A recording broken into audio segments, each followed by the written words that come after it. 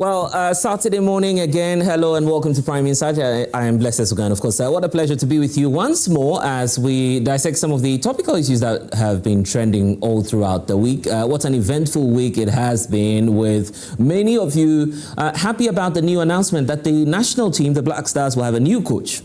So many names and how people are mentioning it, of course, but finally it's been settled and we now have a new head coach. But that's not without controversy. So many of you have been talking about that online. We'll tell you about this new head coach. If you're not a football fan, don't worry, because there's an aspect that will interest you. The whole concern about, the expenditure bit, right? How the GFA goes about its expenditure on these national coaches. The controversy arising already out of a decision that this national coach will not be resident in the official apartment that has been allocated to each national team's coach. Now that bungalow, we understand, is being converted into an office. How did that happen, and what's going to be the cost implications for the country, again, with many Ghanaians talking about that? So we'll talk about the new coach, perhaps just for football lovers. You want to know a bit more about the tactical issues. We may not be able to give that to you on the show, but right after our show, you know that there's a full-blown sports analysis coming your way here on Joy Prime. So no need to go anywhere. We'll bring you all of that and more, and you get to hear a bit more from my guests and in-studio audience on that, and also share your thoughts with us as to what you think about this new selection and announcement by the Ghana Football Association. But the bigger issue has been about the Anti-LGBTQ plus bill, the family value bill. It's back again. Controversies we're discussing the other day surrounded whether or not the president will indeed push for it. Divided opinion surrounding all of that. But now it appears that the promise by the Speaker is now taking center stage, because the Speaker has referred that bill again to the committee responsible for that. And the committee has been holding some stakeholder engagements. Sam George is back in the mix again because he's been making some very interesting remarks during that consultation. The other side, one of the private members who was initially pushing that under the SY NPP administration, and also now integral still in this whole process, Reverend Tim Fojo, has also been taking a stand to explain a few matters. So all of these issues will give you a recap on, plus hear your thoughts on whether or not, that should remain a priority for the government. All of these will be coming your way here on Prime Insight. I am Blessed Sugan. Feel free to be a part of the show. Although you are not in studio, feel free to send us your messages. We'll take them and read them out to the rest of the world. I'll tell you about my guests shortly, but here's what we need to do. Let's start off by giving you a recap of that consultation and committee hearings regarding the Anti-LGBTQ plus bill. And when we return, I'll tell you about my guests and also our in-studio audience and what they generally think about the consideration now. We've run away because I've been appointed minister. Chair, abandoned. We've run away because I've been appointed minister. Chair, the process is the process. One of the reasons my chiefs and people had returned me to the 9th Parliament was because they thought I had unfinished business from the 8th Parliament, which was the passage of this bill. And so I indicated that I was going to reintroduce the bill, even as a 7th minister, if I was approved by Parliament. I'll be very happy if we speak about the removal of the proposed surgery for person living with intersex, because there is biological. It is not medical something. They were born with it. The fact that the bill must be looked at within the lens of human rights is something we need to underscore in this dialogue. So we'll plead with members to look at the bill. Yes, we agree that we have values. However, humanity is a key principle. And so when we are considering the bill, let's have in mind the core principles. And I want to associate myself with the Human Rights Chair and the submission that they made. Now it's important that the key principles of human rights are brought to bear in our discourse. What we are trying to say that, for instance, I can give you an example of Global Fund. Yes. If Global Fund is giving Ghana money, And it does a major contribution to our health delivery system when it comes to malaria, TB, and even key populations. Key population includes this group of people, and key men who have sex with men, LGBTI and the rest. But for public health, because it's not promoting. That is the thrust of the. That's the. Chairman. Oh, no. I oppose this with every one of the 206 bones in my body. No. You know why, Chairman? Can I land? No, it's the money coming. No. No. It's not going to be a precondition. But we are saying that if we don't explain this, they will say, "Oh, Global Fund is bringing money." It's not that we have agreed that no institution or no country can suppress our sovereignty. That one we have agreed on this table. Can you subtly? Oh no! It is Global Fund is. We are saying that at any point in time, if we don't take care, this thing called promotion, it gives room for somebody to exercise some judgment.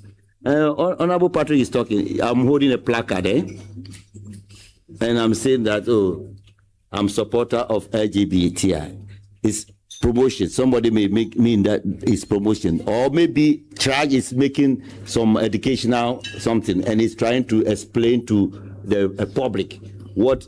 I mean, Charge has a duty to promote and protect human rights. NCC, all those institutions. That's where we're trying to say that if you don't guide the one going to implement the law, me and you are different.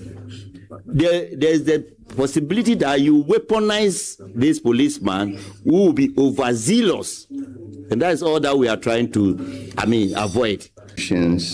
Having to be roped into this. And so the AG is proposing an exemption clause, just so that we make it very clear that the AS Commission, the SHRAJ, all the other bodies, will continue to do their work as mandated by their various enactments. There's a gentleman for whom a video was leaked and an altercation between himself and a male lover of him came up last year, a gentleman known as Educator. Now, he can be charged on the basis of the video of male and male intercourse. That is a different thing. Male who claims that he has transitioned to a female and has held himself out on TV and done music videos, and now claims that he is having intersex with Honorable Intim Fojo, and that Honorable Intim Fojo is his gay lover. Why are we saying that someone like this individual who has gone out to hold out and is even making such claims, we are saying we can't hold the person is not holding, and that is not prosecutable? Chairman, my name has come up. It is important I respond. Maxine, in her old or present life, no, it's important. In her old or present life, as contrary to her claim, contrary to his or her claim that she has had some, perversive intercourse with me, I've never engaged in any sexual intercourse, apart from what God created between Adam and Eve. We should ensure that this bill is passed under certificate of urgency.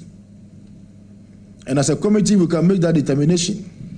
We have passed so many laws under certificate of urgency, and this is one that is fit to be passed under certificate of urgency. So that within a matter of 4 days, we set to pass this all the way to third reading, pass it, and then present it to His Excellency the President for consequential assent. Let me assure Ghanaians that this will be considered on the floor of Parliament with the principles of justice, fairness, and human dignity. And so nobody, no individual will be affected, or rights of the individual will be affected. And so this is very important. Above all, we are oblivious of, we are very mindful of our obligations to international communities and treaties. But that is subject to the Constitution of the Republic of Ghana. And so we are mindful of all these as we consider. All right, intriguing elements there, and quite a number of changes have happened, except to say that the assurance being given by Parliament now is, look, largely the bill appears to be in same taste as it was under the SY NPP administration. So it looks like just a few changes may happen regarding health workers, people that constitutionally may be doing some human rights work. They may, of course, be exempt from all the consideration now, because now when they're using their terminologies or trying to illustrate or perhaps provide some education on human rights matters, there's obviously no way you can't talk about issues of diversity. So all of that is coming up now. Ghanaians' varied views all over the place as to whether or not this should still be in our priority. What do you guys think? Let me start with the audience first. Yes. So, good morning, everyone. Good morning, Mr. Blessed. I'm in the person of Debbie Jonathan. I'm the Deputy Director in charge of operations, TNK University. Yes. So, concerning this anti-LGBTQ law, I think this current government is in to protect the national values of Ghanaians and also make sure that it stands at the test of law and time. So, I believe that this current administration, under the supervision of His Excellency John Dramani Mahama, will make sure that everything comes into order so that this law also comes to pass, so that it protects the national values of this country. Thank you. What do you think? Well, about this, what I think is this is just politics, something they are doing. Back in the previous administration, which is the NPP administration, I remember the former finance minister sent a formal memo to the president indicating the consequences if this anti-LGBTQ bill is passed. One is risks of funding from the World Bank, some global aid and all those stuffs. So with what the current administration is doing, it seems like they're just not telling us the truth, that this bill can never be assent into law. Oh, you don't hold that view? Yeah. You don't feel we can ever get that? Because, with the external influence in it, I don't think this bill can be assent into law. So it is high time Honorable Sam George comes out to tell us that this bill can't be ascended to law. I see. And you share the same view too? Thank you very much, Mr. Blessing. I think that this issue is a big concern to majority of Ghanaians. And I think that no matter what, this government should be able to pass the bill. That is, if the parliament passed the bill and send it to president, he should be able to accede to it and bring the finality to this matter. And then we know that under the MPP regime, the bill was passed and they sent it to President Akufo-Addo to accede to it, and he refused. But thank God we have President Mahama today, who we all know, we are pretty sure that if the parliament sent the bill to him, he will be able to do justice to it. And then, in my opinion, I think if, as a country, a sovereign country like Ghana, if we are able to pass this bill, because if we pass it, it will protect our cultural and religious values.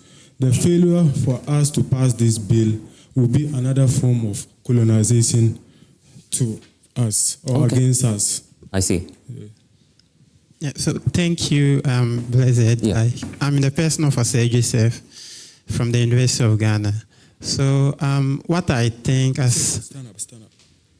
What I would say on this issue is that as an average citizen of this country, I heard of Honorable Sam George making claims under the previous administration that when they come, they are going to assent it to bill and they are going to pass the bill to be a law.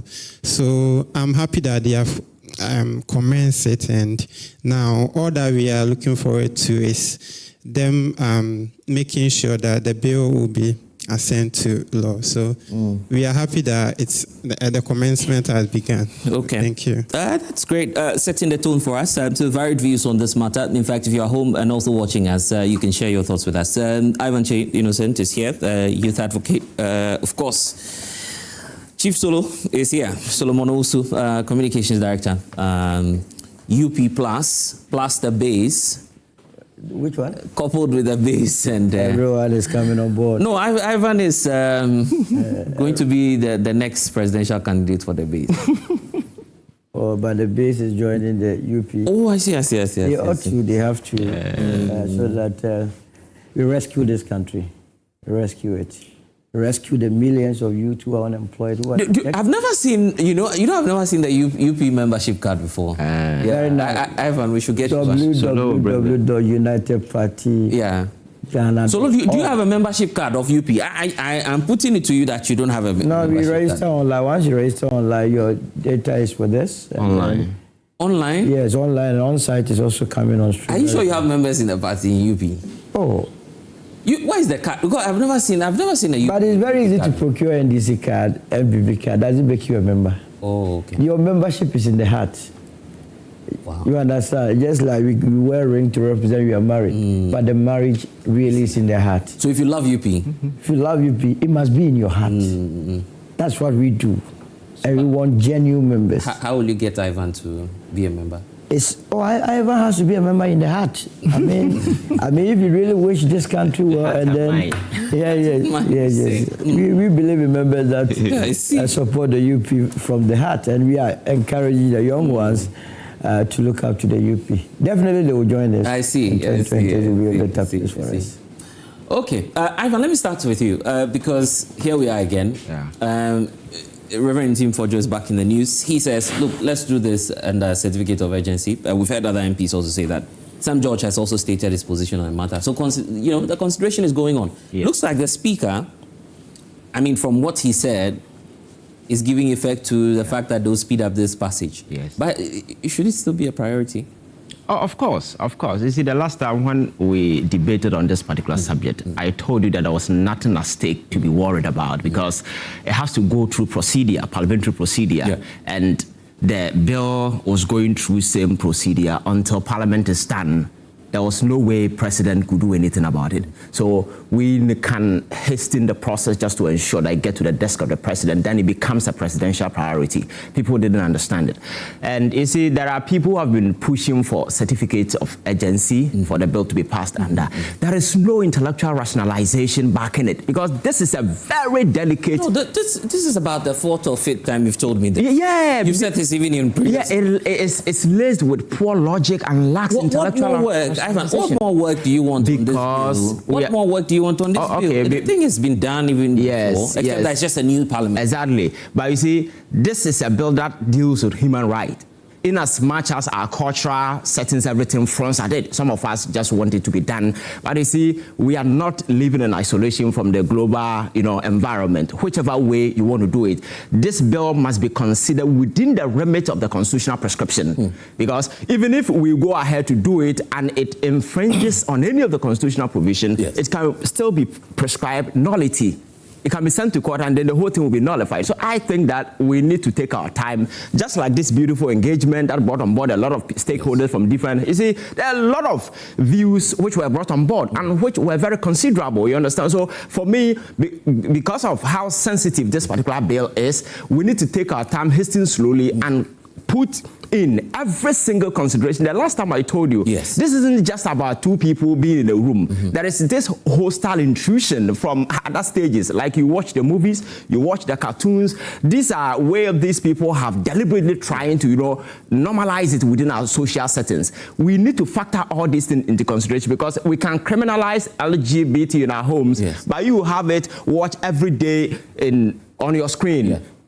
Netflix, everywhere, you understand? So it means that we need to hasten slowly on how we do it. Exactly. Then what is the essence of even passing the bill in the first place? We have to, because I've told you that for the sake of cultural preservation, we need to do this thing because we have all across the political divide. This is one topic that has been elevated beyond the frontiers of some politics, and we have all agreed that we don't want this. You see, there is this external influences and those kind of threat very often that is hanging, which one of your panelists mentioned. You see, it's unfortunate that over the years we haven't been able to, put our house in order, and it's the reason why very often we feel threatened by some of these things. Other African countries went through similar threat, but they've been able to pass it. You understand? It is about we guarding our sovereignty and asserting to the world that this is Ghana, this is our sovereignty, this is what we want to do. We cannot sit here for people to dictate to us what we should do. So this threat will be hanging all right, but I think that we need to just hasten slowly, in as much as our culture, everything fronts at some of these things.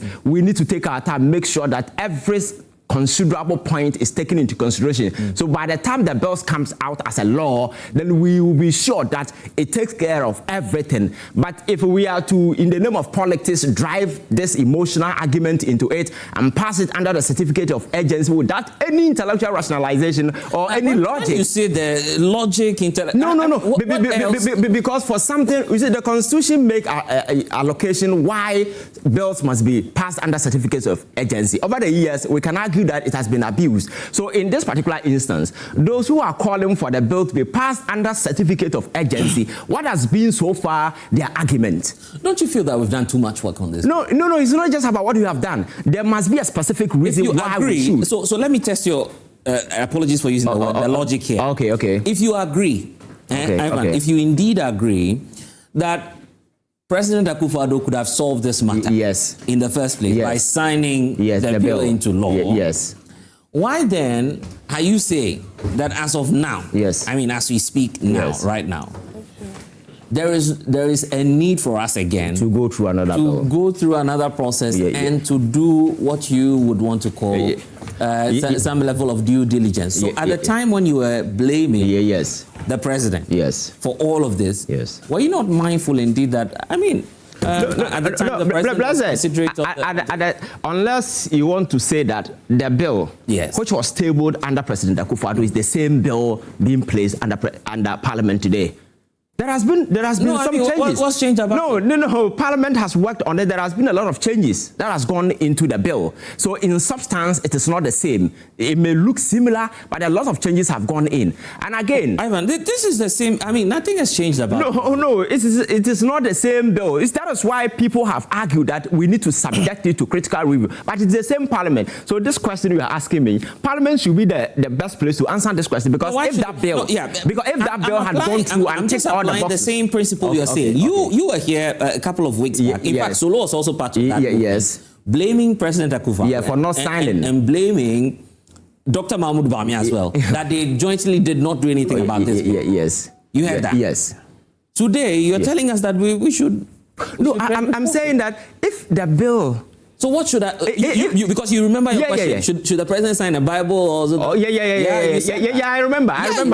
So the fact is that as we speak now, per the parliamentary processes and the procedures that the bill need to go through has not been exhausted.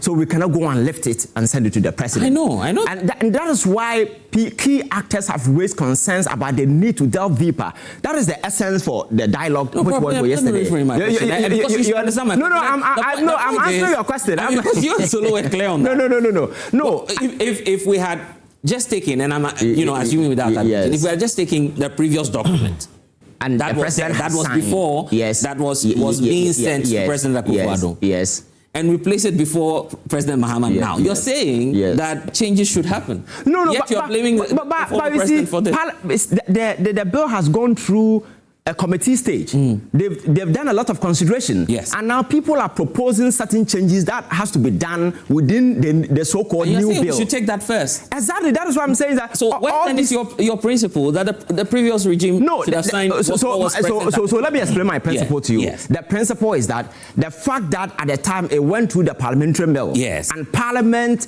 concluded that they were done with their part. The raw assumption is that all the necessary work that has to be done on it has been done, and that the president had to sign it. You understand? But certain unwitty justifications were activated just to derail the whole process. That is the fact. But today, if the same bill is being subjected to, even though in substance it's the same thing, but it's being subjected to different review, different considerations, and stakeholders have been engaged to bring on board certain consideration, it means that it's a sharp, we are departing a bit. I'm asking you that simple question. The bill, as of the time it was being sent to President Akufo-Addo, why can't we consider that under certificate of urgency if truly No, your belief is it was fit for purpose. That is what I'm saying, that the same parliament is telling you that they are doing review. It means that... Yeah, and I'm asking you, that is that review justified? Because you can just pass it under it's justified because, like I mentioned, there are a lot of staff which have been left, which people think they have been left out. For instance, with this assumption of health workers and those kind of... in the previous one, was it in? You see, a lot of ideas... So we can justify now, you believe, that President Akufo-Addo was perhaps right when he says, well, wait, don't transmit... No. His justification wasn't about the substance of the bill. They activated a certain... legal argument that the Speaker of Parliament should not transmit. Yeah. And I'm saying that an executive president in our part of the world, in the execution of a mandate that is conferred on you by the Constitution, no court could stop the president from ascending to a bill. Once he does it and anybody feels that the law is in contravention with the Constitution, then it can be sent to court for it to be declared nullity. So you still hold the previous government for responsible? Exactly, because if they had gone ahead to sign the bill, we wouldn't be here having this kind of conversation. All that we could have done is to build on. And you see, these bills are these laws are living documents. At any point in time, we can subject it to amendment. You understand? So if that had been done, today we could be calling for some amendment, to add up. So the same way, just assume that the previous bill is being subjected to a sort of a review for some consideration to be done. No. It's not a double standard. You are not getting the point I'm making. So we put the same document before President Mahama. But can we lift the same document without going through the parliamentary process and give it to President Mahama? Well, it's not possible. Exactly. So, President, you have answered my question. No, but that's my question to you. Then, yes, you can excuse the previous government. That no, I cannot, because you see, Parliament is the master of this whole document thing. And once Parliament comes out to tell you we are done, we are done. And mind you, there's a number advantage for the NDC in Parliament. Exactly. So they could... No, the certificate of urgency then, the certificate, because just imagine the last time when we came here, if this bill had been passed under the certificate of urgency or whatever that the people want it to be, this whole engagement thing, well, exactly, you understand, we need to continue. You see, governance is about broader stakeholder engagement. You solicit views, ideas from different people, to be able to build a very solid foundation for this particular bill, because this bill is one of the most sensitive bills we're going to have in centuries, you understand? So we cannot just brush it aside in the name of partisan politics, because certain elements want to use it for partisan expediency, and for that particular case, we need to rush the process. No, they had their day. President at the time could have assented to the bill to make it a law. He didn't. He refused. You understand? They used certain unwitting legal arguments just to derail the whole process. But here we are once again. People are trying just to impute in certain cogent, basis for us to build a law that will stand the test of time, so that nobody, because mind you, there are people who will be willing to subject this particular law after its passage to constitutional argument. People will be fighting it. So we need to build a solid foundation for this particular law. By the time we are done with it, we will be convinced that all aspects of the law has been done. So it's not as if we are changing principle, but the fact is that the fact that the bill has to go through parliamentary process and they could not lift it and send it to the president, then we need to allow the process to glide. Don't blame me, blame the Constitution. You understand? Because it says that what the bill, when it expires, it has to undergo the same process. The content might be the same, but maybe we need to subject to different review to be able to bring on board. That is why people argued and brought up a lot of, reasonable basis for us to review the law. And for me, I think that is good for our democracy, that we need to move on as people.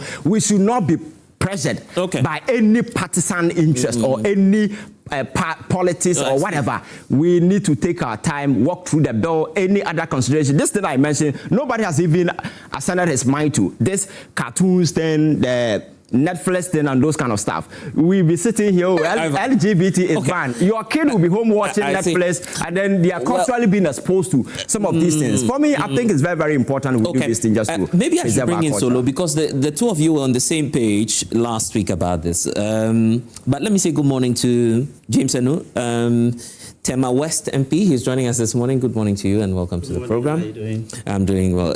He's also chair, fortunately, he's the chair of the, vice chair of the, that's the Constitutional Legislative Legal Affairs Committee of Parliament. Yes. So, welcome. Of course, you would give us some direction as to what you were trying to do with the, engagement there. Solo, I brought you a queen today on your show. Oh, really? This is the first time we are meeting. I see. So, the MP. Oh, I see. Okay. I understand you want to be an MP. Oh, Solo, but wait, let me introduce her first, you know. So, Beatrice Siaw is a member of the National Communications team of the New Patriotic Party. Beatrice, good morning to you. Good morning. And welcome. You have a vote already. Gentlemen. Yeah, you have an endorsement from Solo already. I have no endorsement. Okay. The United Party is going to put up a candidate in Mampo and win convincingly. Here we are. Your opinion. Yeah, okay. Let's get to it then. You may be contest on, I'll take it and you may be better off. Oh, wow. Kudu all the way. It's a free advice I'm giving you. Solo, you will take it later. Yeah, let's get to it then. You were here last week blaming the president, President Akufo-Addo, and you included Dr. Mahmoud Bawumia. Yes. That we could have averted all of this. Exactly. But for what they did. Absolutely. Is it not double standards now? No. We have made progress. We haven't made any progress, and the same measure that we attributed to Daniel Akufo-Addo will be the same measure. It's as simple as that. I mean, if President Mahama should fail to execute the promise, carry through the promise he gave the people of this country, together with Professor Jenana, that's it.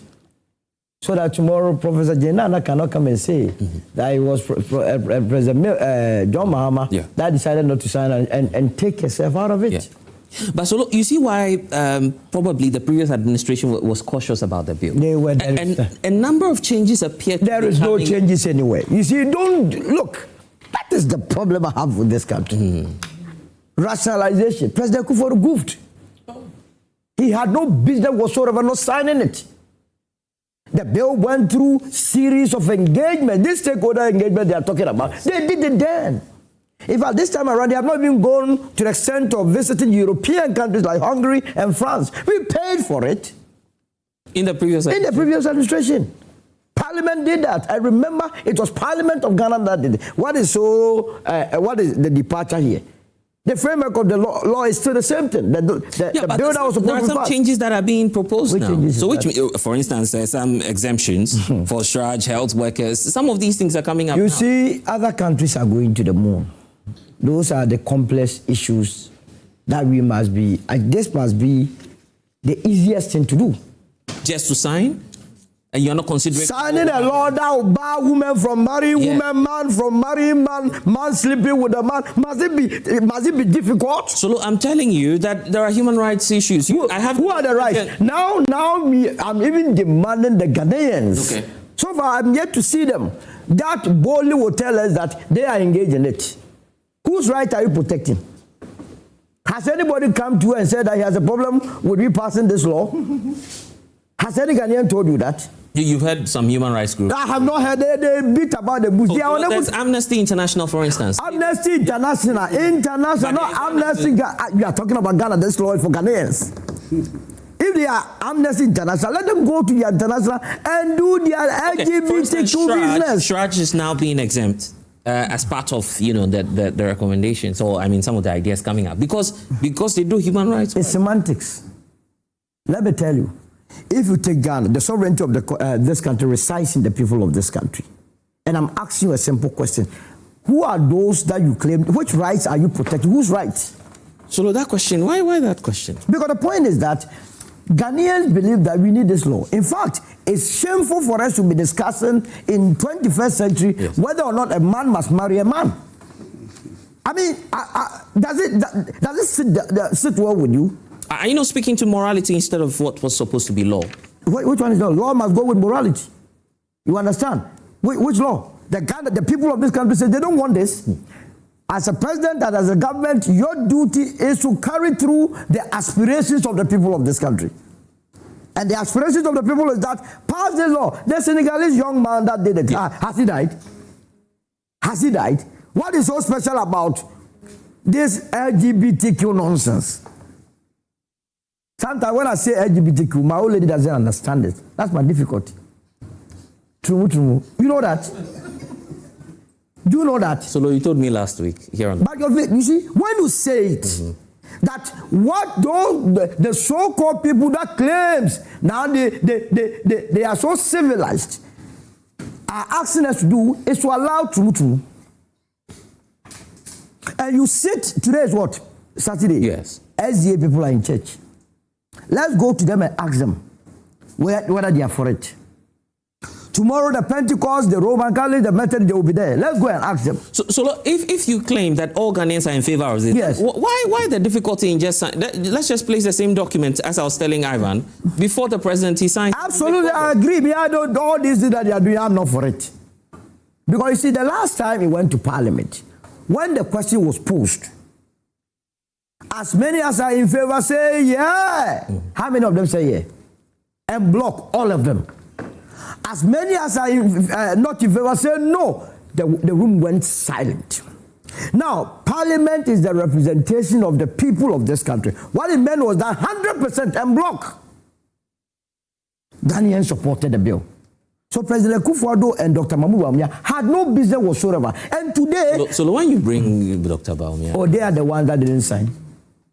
Or you want us to leave them? Yeah, because there's a new... So now I'm coming. Now, but when you... The difficulty with this... So people accuse you of politics then, that you are attacking these two individuals when they're out of the picture now. The records must reflect that there came a time that there was a bill sitting on the table of President Akufo-Addo and Dr. Mahmoud Bawumia to sign to prevent the issue of Trumu, that men and men must not be sleeping, woman and woman must not be sleeping. The president and the vice president, Dr. Mahmoud Bawumia, refused to do it. They said they can go ahead and do it. Why I am unable to attack President Mahama, the levels that I'm doing with, I did with Nana Akufo-Addo and Bawumia, is the fact that as you speak, the bill is not before him. But in the case of President Akufo-Addo, it wasn't even transmitted to him. Oh, yeah, I mean, because there was a legal challenge. Which one was the legal challenge? You believe in the legal... A president could see that someone will go and sleep and think of going to court before the president even goes to court. At the time he was talking about legal impediments, there was no case before any competent court of jurisdiction. By the way, which law bars the president from carrying out his executive mandate? Which law?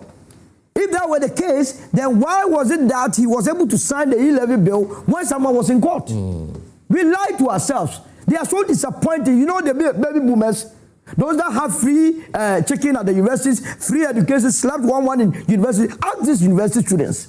Ask them sitting here. When was the last time they saw chicken in their the JC house?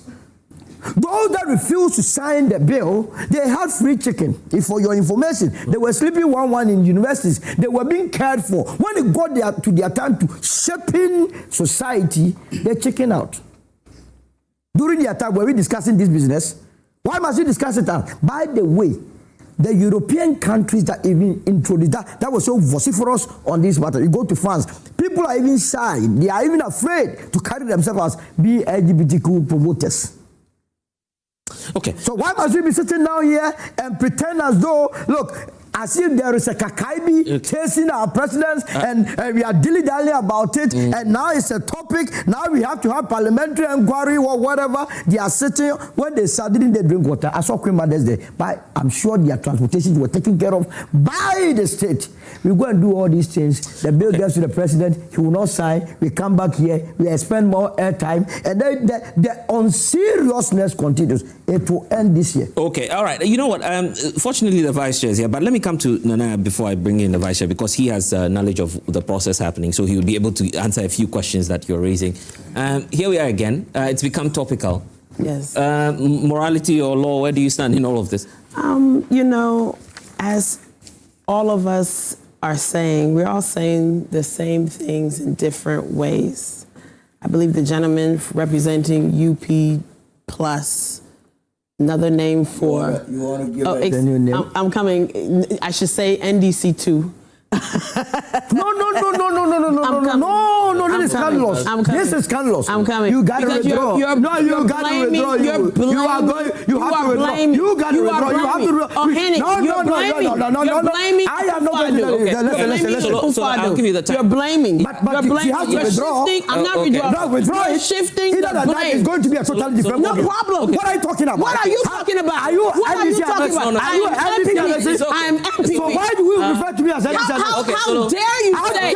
How How dare you say that? Serious, and you are very unserious. How dare you? You are not serious. You want to be an MP. You want to be an MP. You shouldn't even thank. You are not serious. You shouldn't thank Akufo-Addo for even bringing up this information about LGBT. You are not serious. You are serious. I'm not going to stand there. No, look, I'm a serious man. I know. If you bring you're a serious people, and you are shouting not. You are not. You are not. Thinking that you're doing politics here. No, you are so unserious. How do you bring such a saying true move? We know that it's true. Okay, hold on. Let's hear you. You know you are. I'll give you the time. I'm coming. No, but you have to withdraw. I'm not. I am not withdrawing. You are not going to speak. How? The show is Joy News. Let's hear you. Not UPT. But you think we are doing beauty contest here? Okay, so let's hear you. All right. You know what? We're taking a break. We'll be right back. When we get back, of course, we'll hear the matters. Stay with us here on Prime Side. We'll be right back. You're making it personal. Are we talking about beauty? We're talking about. Okay, so guys, hold on. Hold on.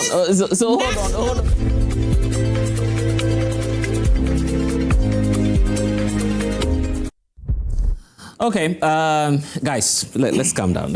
Welcome back to the show. This is Prime Inside, and it's all for the good of this country. But of course, when it degenerates, we want to just take a little break, come back, and then look at the matters. So we'll proceed with the matters now. Nana, you were just about making a point. And we need to say that Solomon Owusu is representing the UP here. So, Nana, let's hear you then. Okay. I mean, we all have the same sentiment. Yeah. That most people are in favor for the bill to be signed. Yes. We all have that. Even they did a poll of 93% of Ghanaians are in favor of the signing of the bill. Right. The bill was presented in 2024 on February, where it was unanimously voted in Parliament. Yes. But Nana Akufo-Addo felt that there would be legal concerns. And then 2024 elapsed, and we're now in a new dawn, a new government, a new day. And then it has been brought again by your own members, current members in Parliament, yes, such as Sam George and so forth. And Reverend Tim for joining. Correct. Right. And so it's going through its procedures. But how long? It should be expedited and signed. What are the delays? And so, so much pressure was put on the previous government, yes, and less pressure is put on the current government. Do you think that's what's happening now? I think so. Because look at the interaction that just happened now. Shifting of the blame game. And it's the same questions, same bill, same topics, but I'm sure Nana Akufo-Addo wanted to make sure that it doesn't come bite in some way Ghanaians. Because pretty much the bill is stating not legalizing any LGBT activities. Trumu, marrying Adam and Steve. We detest that as Africans and as Ghanaians. And the former president and the current president is aware of the argument here is that a lot of expenditure went into the process under the Eswell administration, and the only thing that was left for the president at the time was to sign. That's Solo's argument, and of course you've just heard Ivan also say that he was the president at the time. He could have signed it. He could have done anything at all. Yet technicalities were used and then it was brushed off. Unfortunately, and it was latter part of 2024 and it lapsed. So here we are with the same bill, same topic, and it hasn't been signed. But why do you feel that people are being unfair to the NPP now, as you're claiming? It's a blame game. When certain people are facing challenges, then we like to go back to refer. You are in the soup now, yeah. Fix your soup. Fix your soup. It's like making soup. Fix your soup. You think it doesn't have enough salt, you are there. So you have the ability to add more salt. You are there. You are the driving force. Should this still be a priority for us as a country? It should be a priority, because if not, then what happens if someone does engage in that type of act act, even though in our Constitution it does talk about it briefly, but it doesn't talk about to a deeper extent. I see. The issue now about legality against morality. Some say, well, even if you stop it by law, in the movies, as Ivan was saying, you find it all over there. I mean, there's social media now. Right. You can stop some of these things from coming through. So what then would be the essence of the bill if we still go ahead to pass the thing? For instance, I'll give an example. Let's say you have a transgender man and he commits a crime in Ghana. Where do you hold him at? Do you hold him in a male's prison or a female's prison? What happens if you have a transgender man and he changes himself to a woman? That's what that means. And you have a little girl, a daughter, and she's 5 and she needs to urinate. Says, Daddy, I need to go to the washroom and urinate. And she is in the same washroom with this transgender person. Will you, as a father, be comfortable? What about our curriculum in schools? Should we now be teaching this? So we have to look at it from a different aspect, different perspective, and look at it in the future context. Because right now, Ghana is the gateway of Africa. Look at the digitalization that His Excellency John Dramani Mahama has invested $270 million to make Ghana the forefront of digitalization, which was pioneered and started from the NPP previous administration. But I am happy that he is continuing with the legacy. Yeah. But this is what you might... And when you do that, that means you're bringing other cultures, other dynamics, other perspective, other schools of thought. You would definitely have gay people in Ghana. They're there.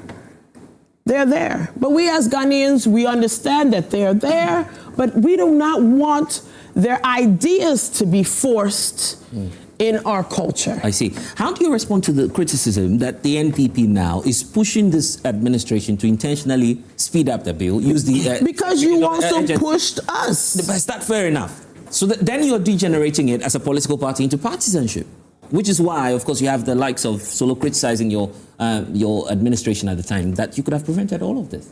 Solo is burning. You don't see him popping in.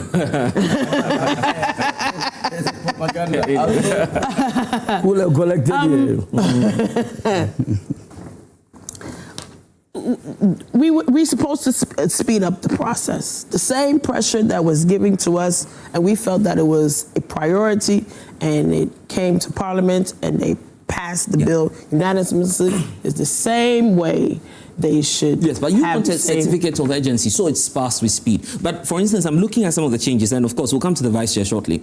Some changes are beginning to come home. So why don't we wait in this instance just to get it right, just to get the bill right? Or why so many delays? Why so many delays? Why is so many delays? Maybe there's some aid or something that we are not aware of from the back scenes of why this bill has not been signed. Maybe there's something that we are not privy to. That's the reason why the bill is not signed, because they are all aware of how much this means to Ghanaians. Okay, you know what? Let's not speculate. Fortunately, the Vice Chair is with us. And James, Honorable James, you want to respond to some of these issues. Maybe we should start with her points. That it appears there's a delay. First of all, tackle that, then we get into some of the changes we're beginning to see now. Is there really a delay now? Because the likes of Solo, they want it to be passed. That's all. So right now. Thank you very much for the opportunity, and let me take the opportunity to extend my regards to the good people of Tema West who have given me the honor to be their representative in Parliament. And let me also thank you for having me on this program. This is my first time. Baptism of fire, yes, being on this program. Solo has given you a feel of course, the main object of the bill is to provide for human sexual rights and family values and other related matters. I think that from the conversation that has been ongoing for now, we need to put a lot of matters in perspective. And this means that we also have to look at the historical antecedents as far as the bill is concerned. And we know that sometime in 2021, there was an advocacy center that was set up for the purposes of LGBT plus activities. And this is what generated a lot of discourse in the media space as far as the activities of the LGBT plus is concerned. And this also generated reactions from a lot of stakeholders talking about the Christian Council, the Office of the Chief Imam, and a whole lot of stakeholders also came on board to speak against, especially the setting up of the Advocacy Center, pursuant to which same was shut down. And of course, this also triggered a statement in Parliament in respect of the activities of LGBTQ and how it has become very prevalent. And then some members of Parliament decided to initiate a private member's bill to ensure that some of these activities are proscribed so that it will not be part of our system, since they believe that it doesn't fit into our social cultural values as a country. So the bill was initiated. As we all know, it went through all the stages. It was passed, and it was left with presidential assent. Now, we got to a situation where some legal processes were triggered. Indeed, people went to the Supreme Court. Richard Sky, for example, went to the Supreme Court, sued Parliament of Ghana and the Attorney General, among other things, to say that the bill is unconstitutional and all that. But at the end of the day, the bill survived 3 legal actions in the Supreme Court. You know, all these actions were dismissed. So the way was open. But if you look at the Richard Sky case, it wasn't dismissed because, well, there are questions of human rights. It was much more because, well, you had just passed it at the time. It hadn't become law of the country. And that's where the political question of whether or not President Akufo-Addo should have signed it, or maybe, you know, should have rejected it at the time. But the most important thing is that at a point in time, at a material time, there was nothing preventing the president to sign. Oh, you also agree yes, to that? But unfortunately, that did not happen. Fast forward. Yes. You know, per the rules of Parliament, every Parliament that lapses, it lapses with all the bills that are pending before it. So the 8th Parliament lapsed on the 6th of, I think, January 2025. At that time, the bill had not received presidential assent. So all bills that have not been passed, or all bills that have not received presidential assent, lapsed on the 6th of January 2025, which included this particular bill. So because of time, now we are here. We've seen what you've done at the committee stage. The question now to you is, why are we expending further, you know, public funds to sit to do lengthy consultations again when, as you heard Solo say, we've done the first, I mean, so many rounds of engagements already. So why can't you go ahead and just relay what had expired in the previous administration? Thank you very much. This is a very important question. Indeed, and when the committee met from Thursday, Friday, this issue came up. Actually, the sponsors of the bill, in their opening remarks, thought that we should just make a wholesale acceptance of the bill because it has gone through previous processes, and therefore there was no need. But indeed, my chairman and myself were of the opinion that we need to look at it. For us, it was a new bill that has come before us. And the reason, and the reason is simple. You know, even let's look at our laws. Sometimes we pass a law today, in a week, in 1 month, we realize that there are certain provisions that needs to be amended. And then we go back and go through amendment processes. Even our constitution, there are a lot of provisions in the constitution that we feel that it must be amended. That's what you in the NDC, you're being accused of picking and choosing now. So let me come in now. So what it means is that since the bill was passed in the 8th Parliament, there has been some further developments. Indeed, a lot of stakeholders have written to the committee with certain suggestions regarding specific provisions. And indeed, at the time that we started considering the bill clause by clause, at a point we thought that there was not going to be much proposed amendments. But when we ended, we noticed that there has been some substantial amendments made to the bill. Indeed, apart from the fact that there were some minor, changes that were made, there were quite substantial amendments. And let me draw your attention to those substantial amendments. What are some of what's the main change now in what we have? Okay, so number one, we have been able to make provision for situations like this. For instance, we had a situation where mobs were attacking people who are deemed to be LGBTQ+. We had situations where people were mobbed and attacked and beaten and all that.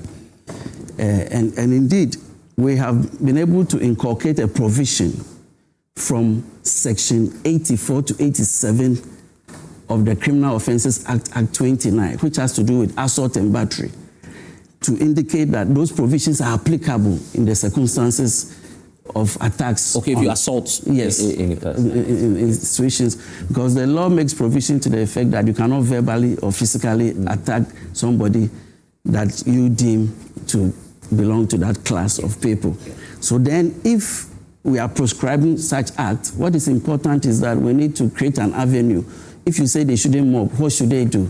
Then it means that we should provide an avenue for them to rather pursue their grievances. And that is why there's a provision to the effect that in such circumstances, you either report to police or report to any important person then again, in the society. It will come back to our point that I've been saying, that the process, there are enough laws covering all of these things already. So why would you just... Not necessarily. Let's just proceed. Not necessarily. Let me also give you one other example. Okay.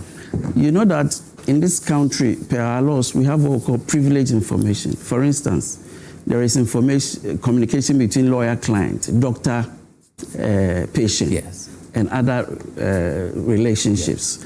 And it was important for us to ensure that these areas are safeguarded. For instance, if somebody who is aligned to, or somebody who is an LGBT plus whatever, goes to a lawyer and confides in the lawyer that this is my situation, this is me, this is who I am, is that person under obligation to disclose? Because under the law, there is a provision of a duty to disclose. That once you're a Ghanaian and you know that it has come to your attention that this person is in that kind of activity, you have a duty to disclose. So the question is that, does a lawyer-client relationship in which such information has been put out to the lawyer, is he under an obligation to disclose? In case of a pastor and a church member or whatever it is he under a duty to disclose? So we need to be sure that we make provisions to safeguard these areas of the law so that the responsibility on a citizen to disclose that information anytime it comes to their attention is safeguarded. That part you intend to change? Yes, that part we intend to change, to make sure that the law makes provisions for that. Apart from that, there are institutions in the country that have been mandated by law to perform certain functions. For instance, SHRAJ. Yes.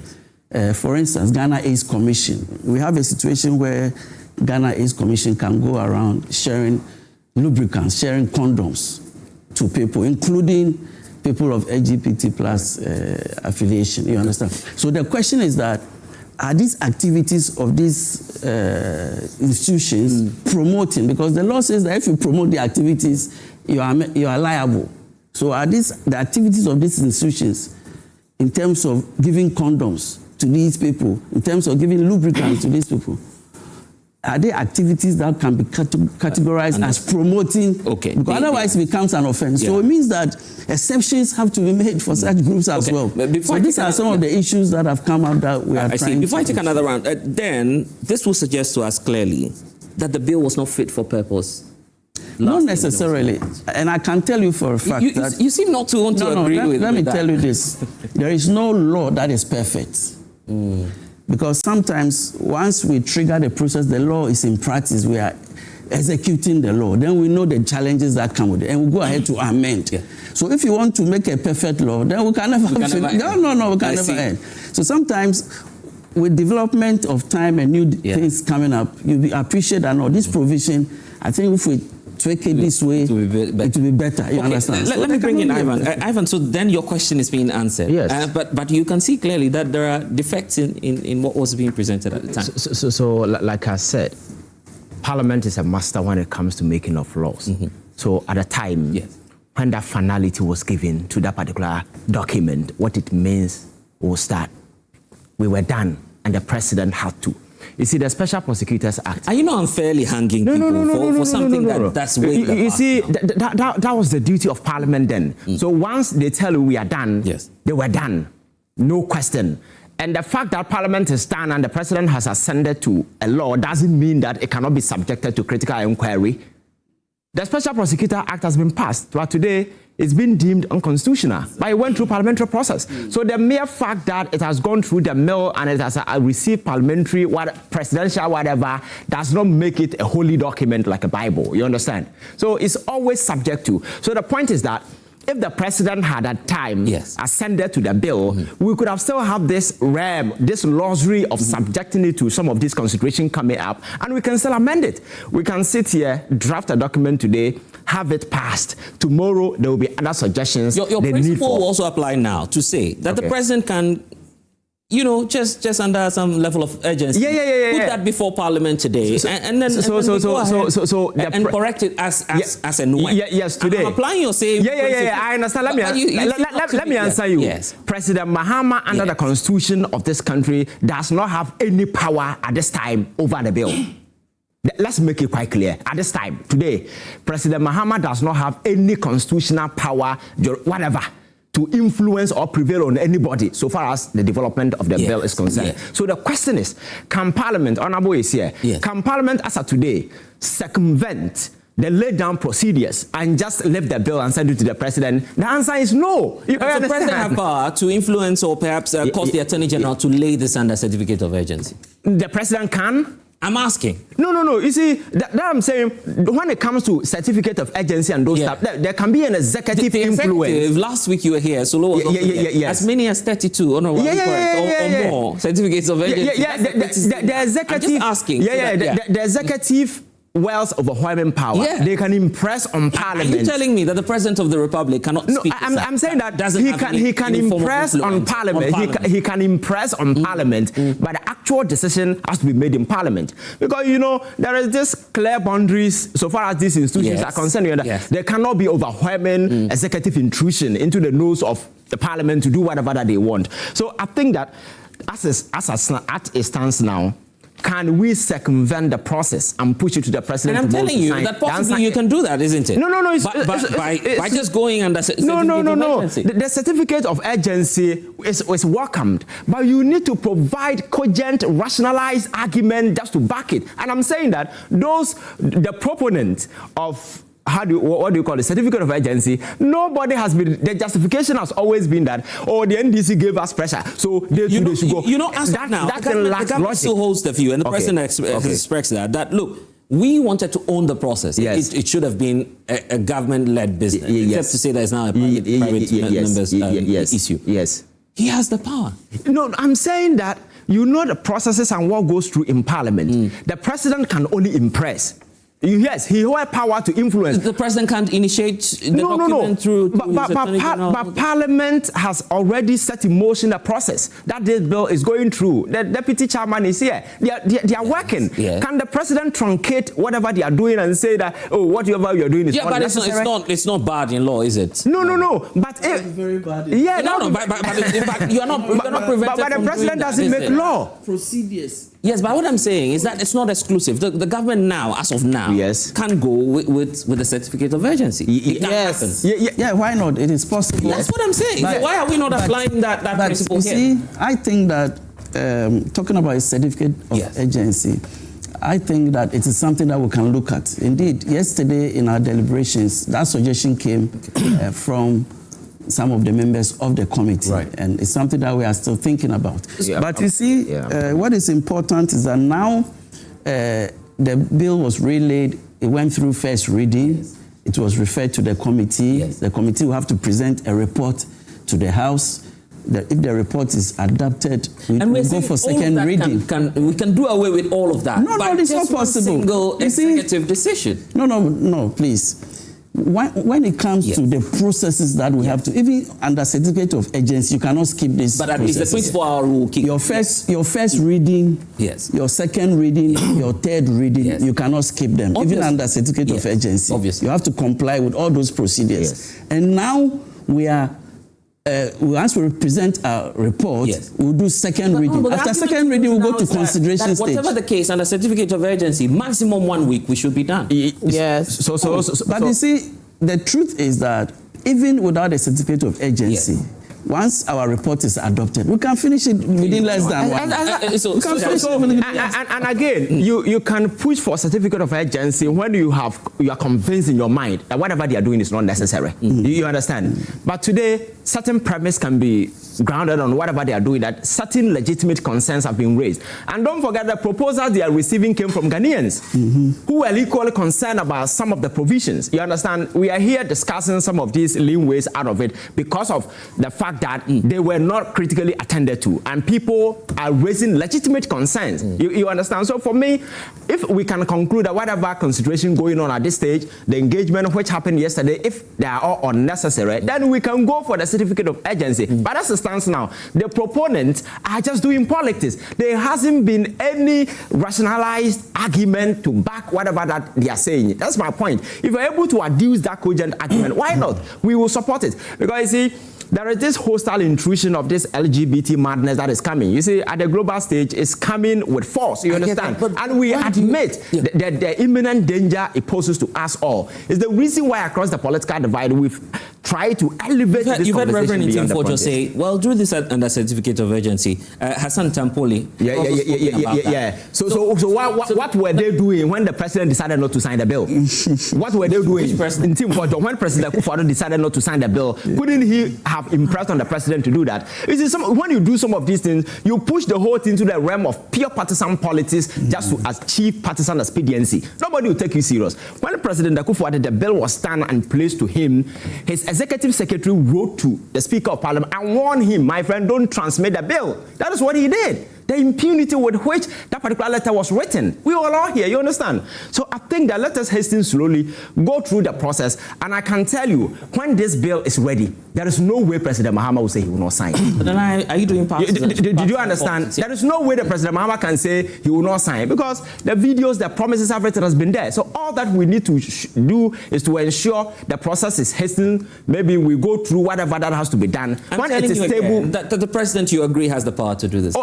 He will, but they have to go through the process. We cannot circumvent the procedures. So when it comes and the president failed to sign, then we can have our concerns. You understand? But as it stands now, until the bill is placed on the table of the president, everything is within the realm of parliament. Let's allow them to do their work. Nana, are you doing partisanship with this? Almost all your MPs, irrespective of whether they are also sponsors or proponents of the bill, are asking that let's use the certificate of urgency. He was mentioning the previous administration, like he was flip-flop with the answers. He said that they could have easily passed the bill during the 8th Republic. Now he's saying, let's take our time. Now we're talking about urgency, and so it's like we're going around a wall. So it's there. We know the reasons. Can the president, in his due right, issue pass the bill? Of course he can. Of course he can. Yes, that's an intention now. He can, and he could speed. The process could be sped up. Yes, but it's not a priority. About due process. Due process. That's what they're using for their delay. So it's not a priority. That's your conclusion on this matter. That he said it openly. It's not a priority. So it's not a priority. If it was a priority, just like with Gold Bud, making it the sole buyer and seller of gold in Ghana within less than 3 months, you would have done the same thing with the bill. What stops you? So if you're saying that you want to get all stakeholders using condoms and your lubricants, that's every human, intercourse is every human rights, you understand, for everybody to protect these things themselves. are not substantial. For instance, look at the issue about... It's not promoting LGBTQ, it's promoting to keep yourself safe, using preventative matters to keep yourself safe. Yes. But are you saying that these changes are not substantive enough? Attack against persons, Shraj now has powers, I believe. These are some of the main changes happening, and also disclosure. Because people can confide in, say, maybe a pastor, maybe a doctor, and a lawyer. All these things are now changing now based on these changes that we're having. Okay. I've never seen anyone within Ghana that has ever confided in me that they are part of LGBTQ. I've never seen it. And as Honorable Solo said,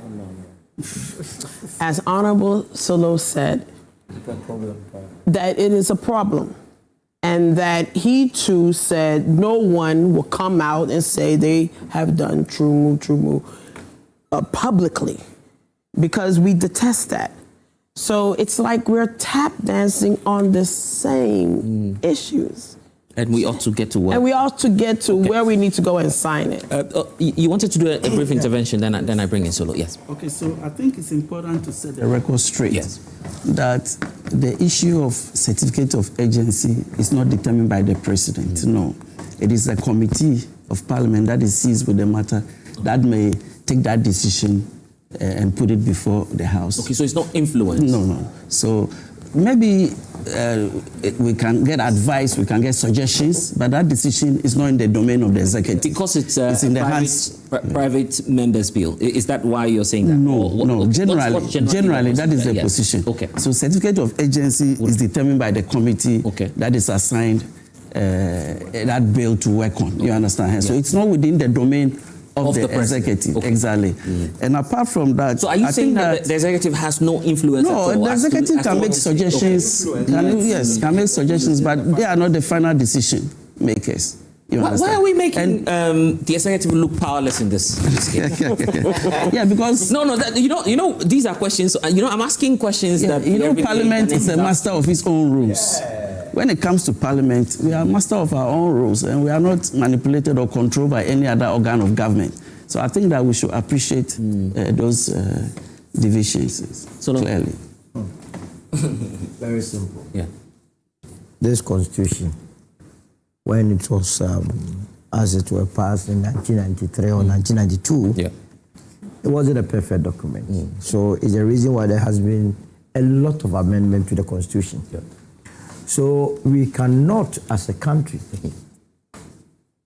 like he rightly said, wait till such a time that you have a perfect law. Yes. Before we pass it. The old bill that went to President Akufo-Addo's desk that he refused to sign, they must fast track it and pass it. The last time someone tried dilly-dally with this LGBTQ, it led their political party to have, some say 38.2%, some say 41.74%. I'm inclined to believe it was 41.74%. So do you have anything against...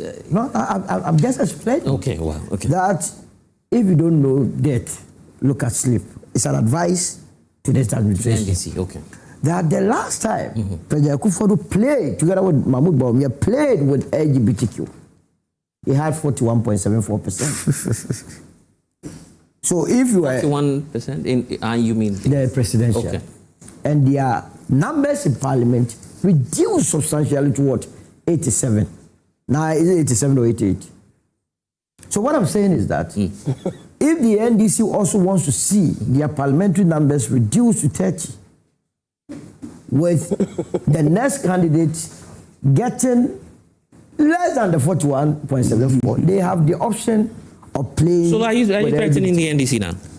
I will be happy that they go on this tangent so that the United Party, because then it would mean already the MPP is discredited because they cannot use LGBTQ to make any point. They refused to sign it. They also would have fallen into the same soup The next question will be who will be in a position, given the opportunity by the 7th of January 2029 as the president to sign it immediately. It becomes the United Party's candidate. But I don't want us to get to that point. I believe she has a question for you. We didn't refuse. What did you do? There was delays because he wanted all stakeholders. So you have been able to also add yourself to those that refuse to sign.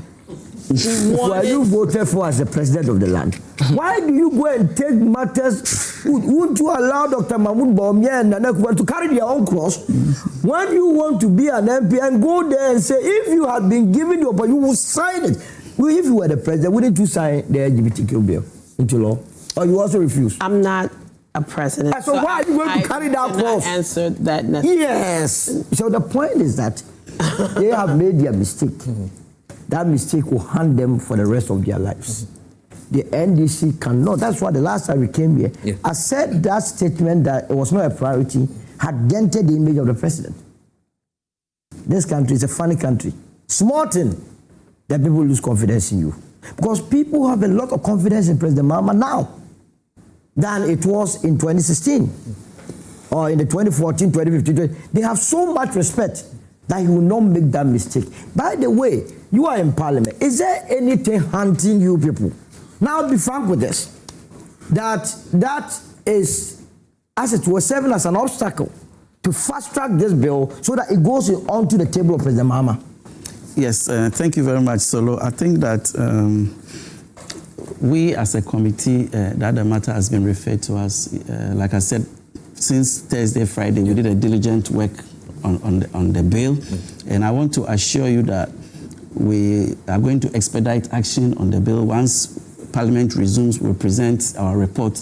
If it's adopted, we'll prosecute the bill expeditiously. I want to give you that assurance. There is nothing that is inhibiting us from expediting the process. And we want to give the people of Ghana. How long will it take you now, looking at what you're doing now, how long do you think it will take you to get this? I can give you my assurance that in the next session of Parliament, this bill will be passed into. So before the end of the year? Wow. Of course. Of course. Before the end of the year, of course. Next session, I have a question. Yeah, probably. Because you see, once we resume, the report is adopted, we go for second reading. After second reading, it goes to consideration.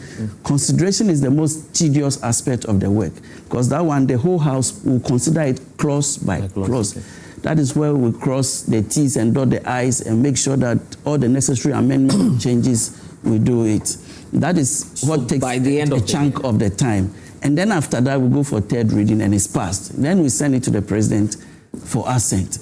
And I want to assure you and the good people of Ghana that we are going to expedite the process. And we are by the end of the year. Oh, by the end, even before the end of the year is even too far. So we have an by the next section from when we resume Tema West, where the United Party will be presenting a candidate.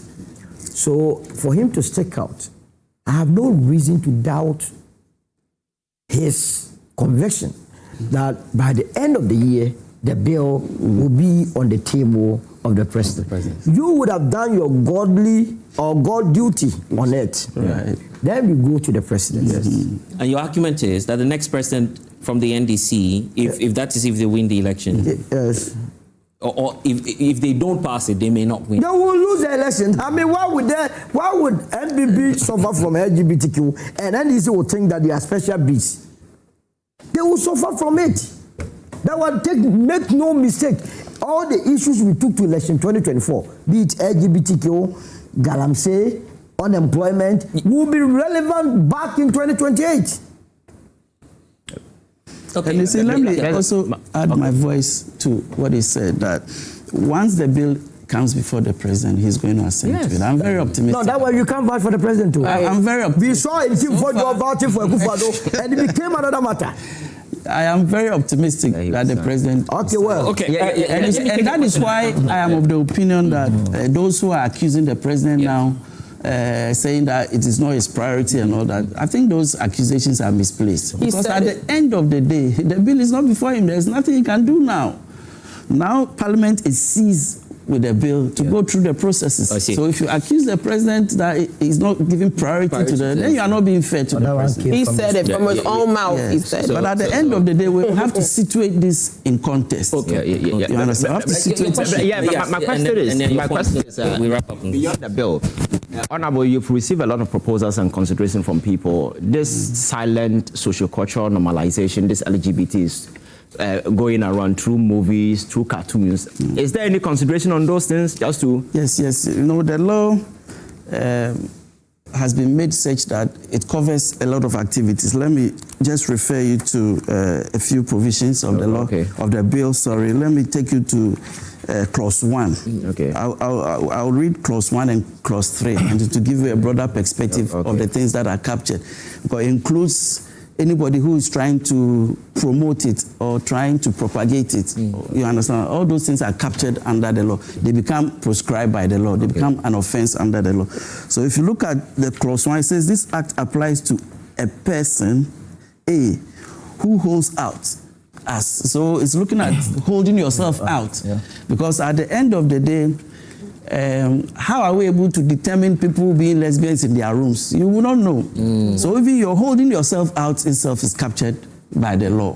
So if you go and parade yourself like Kojo Besia and like those are the TikTok and they're wearing exactly. All things are captured. No, I think my consideration is my point is there are Ghanaians who have subscribed to things like Netflix and those platforms, and they show movies with explicit scenes of man kissing man, women touching women. That insanity is what I want. When I finish clause 1 and 3, you appreciate that. And then also 1, this act applies to a person, A, who holds out as a lesbian, a gay, a bisexual, a transgender, a transsexual, a queer, or an ally. Wow, yes, and then a pansexual, or a person of any other sexual orientation, or in a sexual relationship that is contrary to the socio-cultural relationship between a male and a female. B, who is involved in the promotion of, so this is where it might capture some of the movies, who is involved in the promotion of, propagation of, advocacy for, support, or funding of LGBTQ+. C, who provides or participates in the provision of sex or gender reassignment, surgical procedure. So if you are a doctor and you are doing a gender reassignment, you are captured by the law. Gender reassignment, surgical procedure, or any other procedure intended to create a sexual category other than the sexual category of a person determined at birth. It gives an exception, except where it is an intersex. Intersex is a situation where a person is born and his sex cannot be determined at birth. Those are exceptions. So and then if you come to 3, so you can have 3 says that prohibition of LGBT+ and related activities. So it says a person shall not engage in a sexual intercourse with a person of the same sex, sexual intercourse with an animal, or a pansexual activity. B, marry or purport to marry a person who is of the same sex as that person. C, knowingly marry or purport to marry a person who has undergone gender or sex reassignment, except in the case of a person who has undergone surgical procedure to correct. This is in the case of intersex. Those are the exceptions. D, marry or purport to marry an animal or object. Hold out as E, hold out as a lesbian, gay, bisexual, transgender, transsexual, a queer, a pansexual, an ally, a non-binary, or any other sexual gender identity. Okay, that is so your argument is that all of these are captured and may enter. Exactly. So for instance, if you are propagating or if you are showing movies, maybe in a public domain, that explicitly demonstrates any of these activities, you can be held liable. You understand? But I think there should be an explicit provision on it. On that, on movies. It seems vague to me in this particular way, because you see, it's something that is with us, right there in our home. But what's influencing you to look at those? No, because you can block it. Because any movie, I have subscribed to Netflix. All the movies that are coming from from 2020, every single one of them have scenes of some of these. But they're not forcing you to. Have you watched it? No, I mean when I see them, I get angry. Yes, but how many people? You see, people. You see, so you don't watch it. You don't get.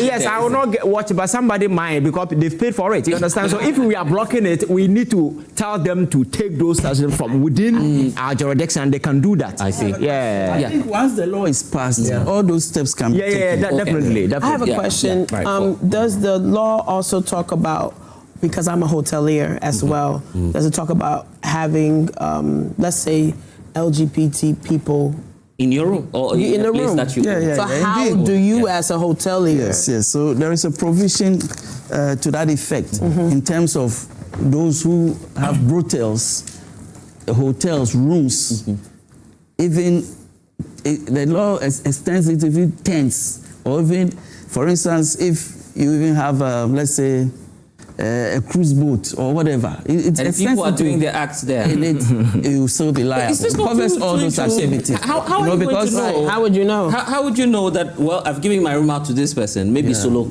Right. Of course, you know when it comes until you are caught. Solo brings a friend in the room. No, but in other jurisdictions, men and men are not allowed to go into one room. For example, some, but here in Ghana you can. Yes, you can even separate the two beds. They have to separate them. But how would you know that act is being conducted there? So now the law captures these two scenarios. One scenario is that the person gives the room or the brothel out for the purpose, he will be liable. And the one who is also using the brothel will be liable. But the question, like you said, is about evidence. Like, how would I know? If you give it out for that purpose, you'll be liable, of course. Yeah, but how would you know that when two men or two same-sex people go into the room, this is what they're doing? Because you also have to respect their privacy. So that is why I did inform you that even the mere purpose of holding yourself out as such, you are liable. Okay. So because we know that it will be difficult for you to enter somebody's room to know that two women are sleeping or another man is sleeping with another man. It is very difficult. That is why the law says that once you hold yourself out, there is some indication. Yes, but that is enough. If I'm the owner of the property, for instance, if you own a hotel, you are some way you don't even know that your property is being used for this. But you have people who manage the property on your behalf. No, but then but how would you know if I can cure that with the forms that they fill at the entrance. Correct. If you have a form at the hotel and state that there has to be a question that are you lesbians, are you gays? If you said no, then you would have pegged yourself as a hotel. Exactly. So that means Ghana Tourism Authority needs to add that in their clause. Okay, maybe so that is a good coming up. Yes. So now you agree that we have to reform the bill before. No, the bill could have been we are talking about the bill. That's why I'm saying that there are provisions that cover all these situations. But if I tell you, I'm not holding myself out. And indeed, I'll allow you to make the point. If the people don't hold themselves out as belonging to the community, and they go into the room and perform the act. Yes. Okay. So let me explain this to you. Now, every law comes with an ally or a regulation. Sorry. Now, the law usually spells out the concepts, the general issues. The regulations go into the specific. They make the law operational. And indeed, one of the good things that is with this bill is that within 1 year of the passage of the bill, steps must be taken to make sure that the regulations have been passed, to make the law very, very operational. And indeed, it is the regulation that will take care of these nitty-gritties that we are talking about. The detailed operational provisions that will make the law efficient and effective will come in the regulations. So I think that now it's a bit premature to go into all those details, because once the bill is passed and there's an ally, the ally makes it operational. Ally will detail all this information. Even like you said, hotels may be enjoined to make sure that they take certain information from their customers and all that. All those things will come in the regulations. Okay, so this should be a wrap on it. Perhaps any 30 seconds takes each, so we just wrap up on this Black Stars issue. So you have any message for Sam George, the MPs that are pushing this? No, you have the any only message I have for all the parliamentarians is to know that the entire country is looking up to them to do what is right. These are low-hanging fruits. They must not dilly-dally. It has to be done, and it has to be done. You see, if you are interviewing the Gen Zs now, the situation is scary. Right. That is why we need a law. The way people see things as liberal. If you have been to our universities and secondary schools, and even your own kids, when you throw certain questions, the answers that are coming is scary. So the laws must be there to check me some of these things. Yes, brother, I think we can do it because that is highly permissible. And Donald Trump's presidency, the pronoun apart from he and she, there is no other American official document anymore. You understand? And he's taking steps to he has described this whole thing as an emergent insanity that must be clipped. You understand? So here, I think that we need to. One thing I've learned about politics is that you can never, as a government, take a stand against the people and win. And now across the political divide, across the various religious sectors and circles, we have demonstrated beyond every reasonable doubt that this insanity must be clipped. And I think that the government need to understand that. Indians don't want this. For the sake of population, we need to do this. So once Parliament is done with the processes, we need to sign it and then we move on as a country. It's as simple as that. There is no and any twist and turns. You understand? That is why I told you that my commitment, so far as this thing is concerned, is ironclad. It's unwavering. So you can be assured, and I'm very much assured the president will sign the bill. Because considering where we are, you cannot go by your way. You cannot turn around. He cannot survive. How can you survive if the president decides not to sign? It's not possible. So let's take our time. When the bill is ready, the president will sign. It's as simple as that. By before December, it will be there. I have a question for Honorable. I'll reserve that when you're done. As I just brought up earlier about the discussion about accommodation, we should also look at even hiring people who are LGBT. How would you know that full disclosure? So that data and digitalization should also work hand in hand.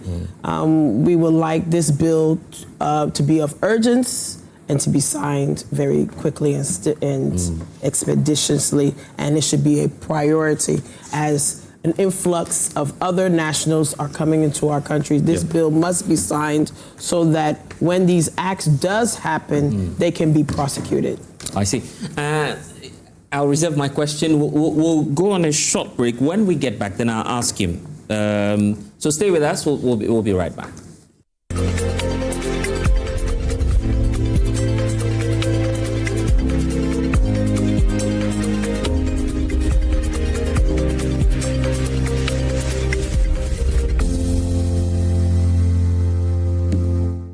Okay, you're welcome back. We'll talk football, don't worry. Because that's obviously of interest to you at home as well. But let's do this. Let's take some questions quickly for the Vice Chair. But you'd have to be very brief about it because we don't have enough time. So 15 seconds, you make your point, and then I'd also add my question. Will we address that and talk about football quickly? Yes. I wanted to ask this question. We have TikTokers, content creators who have been dressing like females, in order to entertain their viewers. What about that state too? And with the clause that you were reading, state that if we see you trying to be like a gay or trying to be like a lesbian, the law will go with you, right? So what about them too? Are you going to go with them? Because they have content creators and then they are entertainers. So I want to hear the view. For entertainment purposes. Cross-dressing, I understand. I'm being told that's how it's called. So thank you once again. And please, I think that if the bill is supposed to be effective, law enforcement must also be practical. In the sense that if someone maybe, I don't know how to even put it, but if maybe, maybe I'm confused. Like I would like to continue. Be practical about it. You can. Yes, because I think heavy fines should be imposed on individuals who enjoy themselves in those acts. Okay, not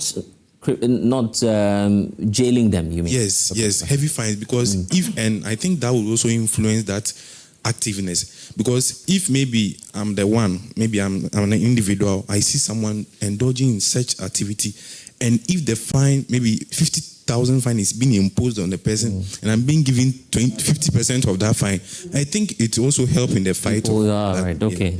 So incentives for people who would report. And yeah, probably there are some, priority to the lady, you want to make any, maybe we should hear from the lady first. Okay, you can go ahead, Just let's hear from you. Thank you very much, Blessed. So LGBT is a serious aberration of the mind that we must not tolerate at all. But going forward with this bill Holton that we are doing, I want the system to be in such a way that we don't just punish the offenders, but the system should also transform them beyond the punishment. Transform? Yeah, it should transform them, as and when they go through the process, as and they can also go through some level of counseling, because some of them are seriously mentally ill.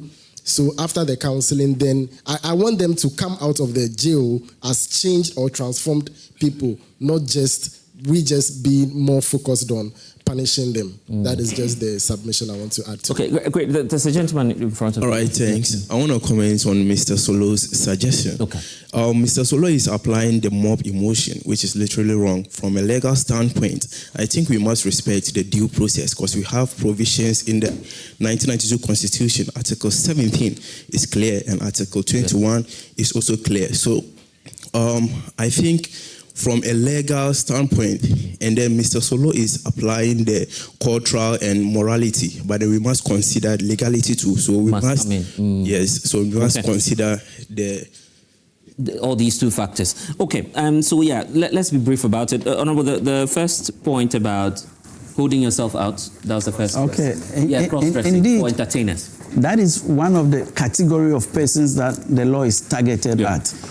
Because we are looking at people who influence other people, people who promote the activities of LGBTQ+. So once you are found in that category, you are liable. And those are one of our main targets. Because especially we are looking at our children, we are looking at the youth growing up. If you parade yourself in such a way and engage yourself in such activities, parading it to the youth and all that, it is a situation where you're going to influence the youth in that direction. And by so doing, you find yourself liable against the law. So it is one of the targeted groups. There's a question on incentives for people who would report. Okay, I think that is a very, very good idea. But what we should appreciate is that if you look at LGBT whatever class activities, you appreciate that the people behind these activities have money. So the law is also targeted at funding and sponsors. And the law is looking at a situation where we are rather more inclined to imprisonment rather than fine. Because at the end of the day, the people, they have the money. The sponsors of these activities, they have the money. Yes, so if you go and find them, they'll just pay and go their way. So we are looking more of an imprisonment term rather than, so there are certain provisions that we don't even have an option for a fine.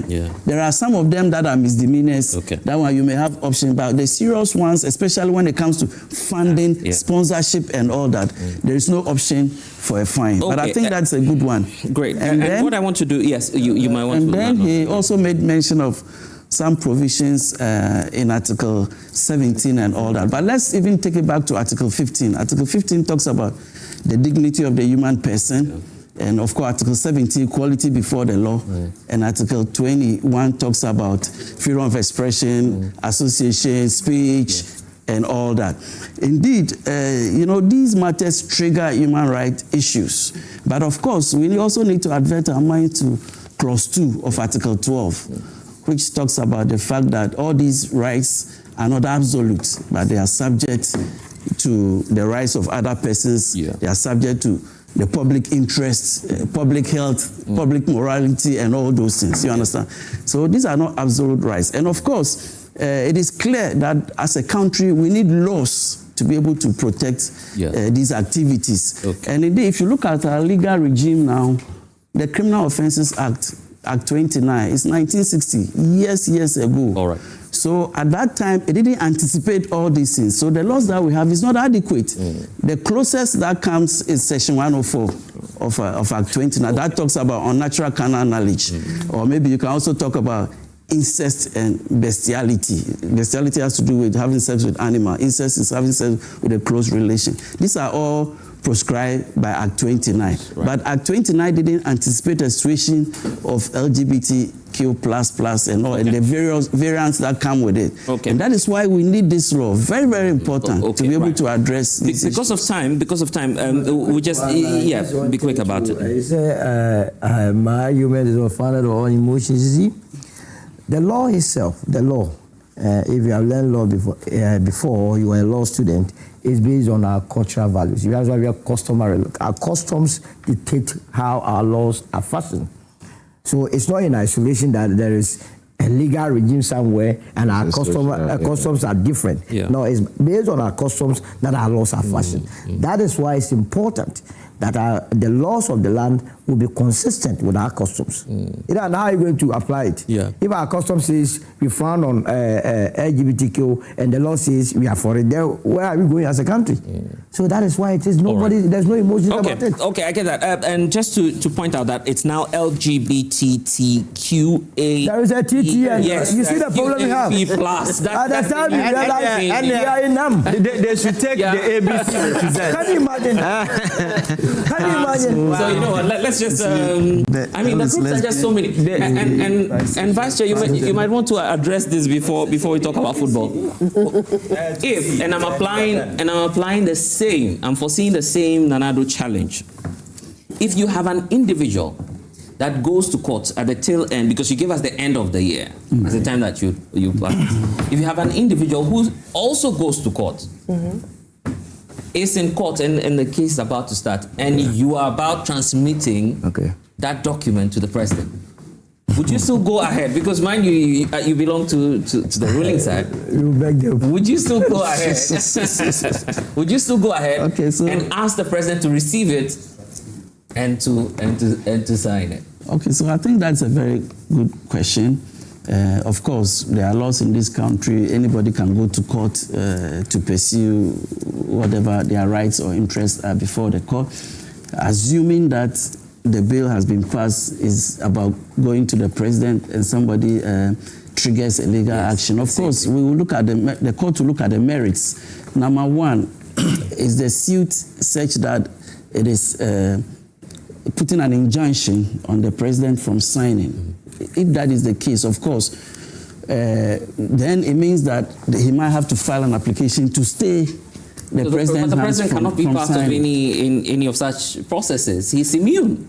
I'm asking you a direct question. Will President Mahama, should he go at that point? No, so in a nutshell, my answer is that if there is a court order stopping the president, there's nothing he can do. So how is that consistent to the point you raised? Because the president cannot flout a court order. He cannot. So President Akufo-Addo could have flouted the others at the time, or No. In the case of Akufo-Addo, there was at a point that there was nothing stopping him. Okay. There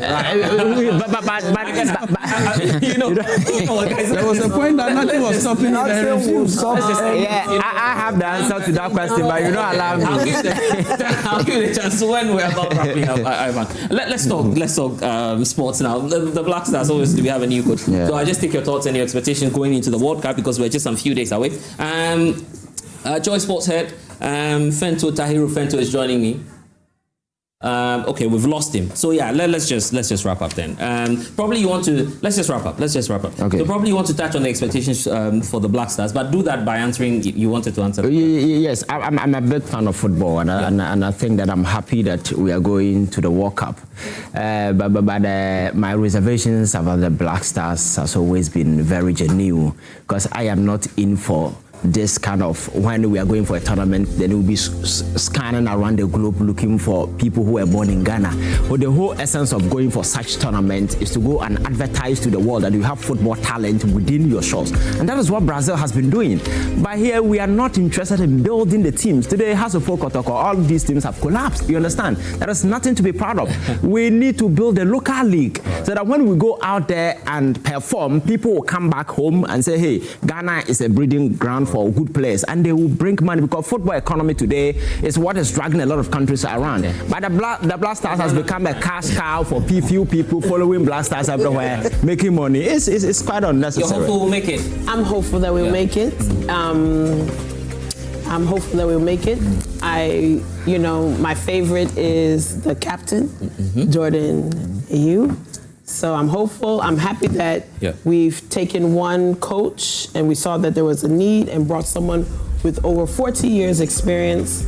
So I think that this is a great sign and a step moving forward, because we need to be more recognized for our football talents. And like he rightfully said, it will bring more monies into Ghana and more teams and more players. I agree, and you should be taking Solo to the US for the World Cup. So take me to the I don't know if you have any expectations of the Black Stars. Yes, we wish them all the best. Yeah. I think that I have two main challenges. Number one is the fact that we have a short time to go into the competition, and we have just changed coach. So that is one major challenge, because the coach needs time to know the players and be able to build them up. Number two, I also think that we have not had adequate preparations in terms of training and trial matches and all that. These are the two main challenges I'm seeing. But I think that we have a strong team. I think our team too is going to be affected with the absence of Kudus, who is a very key player.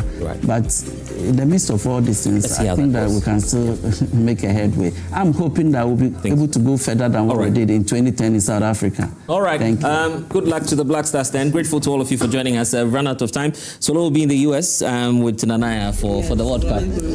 So yeah. Thanks for watching. My name is Blair Soga. Solo, don't say anything. Don't say anything more.